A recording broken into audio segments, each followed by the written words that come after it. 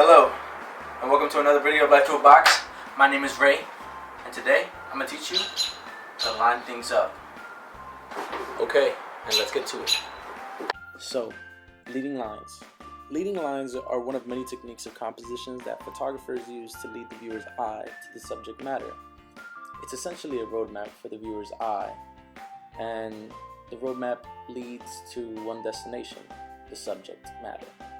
So, all you have to do to exercise this technique is place something on a line or by a line and look at where the line leads you to.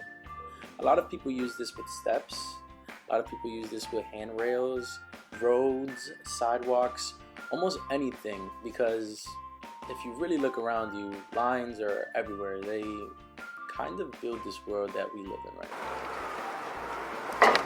So unless you know how to line things up, I challenge you to take a picture with leading lines. Alright, I'll catch you guys on the flip.